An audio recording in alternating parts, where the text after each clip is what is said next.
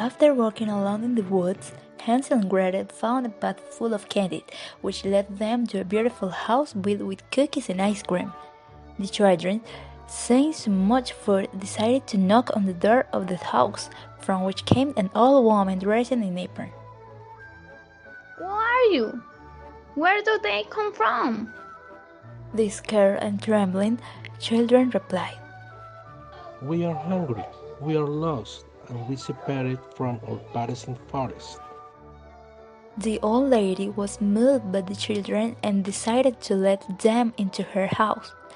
At that time, the old lady had a sense of appreciation and affection for the children, because they were very tender and kind. The old lady prepared their bath, cleaned them up and dressed them. Since the old lady was a very lonely woman, she thought she would do the company of the children well. One night, the old lady saw Hansel cry. Why are you crying, Hansel? I miss my father. He is a kingman, but we had nothing to eat in our house. That same night, saying that she would not have many years to live, the old lady made a big decision. She was friends with all the animals in the forest and asked one of the birds to look for something.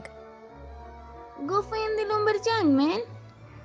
What lives in the whole cabin? And tell him to come to me, please. The bird flew and searched the forest as the old lady asked. Meanwhile, the old lady began to prepare a delicious dinner as she wanted to celebrate the surprise she would give the children. As she was of advanced age, she decided to give her home to the children to live in with her father and at the same time take care of the forest animals. The latter, Hansel and Gretel's father, came to the door of the old woman's house and struck. He was very surprised to see that the person who opened the door was his daughter and gave her a strong hug. My sweet little Gretel, how sorry I am about father. No, that is not true. Come on in. My brother Hansel is with me. The father, seeing the two children together and safe, breaks down in tears and congratulates Hansel for caring for his little sister. Then the children learn that the hateful stepmother had fallen ill and died. We have been very well, father. The old woman has taken good care of us, and we are very happy to see you again. You are a good man.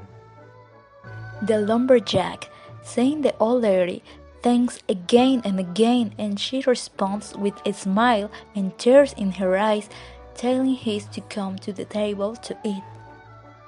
I have lived alone for a long time. I know that I don't have very little time left to live. When I leave, nobody will take care of my animals. And here I have a lot of food, and this house will be abandoned.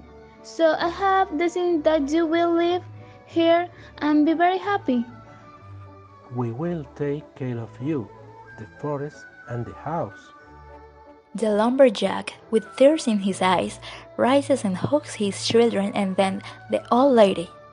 Some years later, the old woman died, and although it was a very sad thing for the children, they fulfilled the promise they made to the old woman. They took care of the house and the forest animals and lived happily ever after.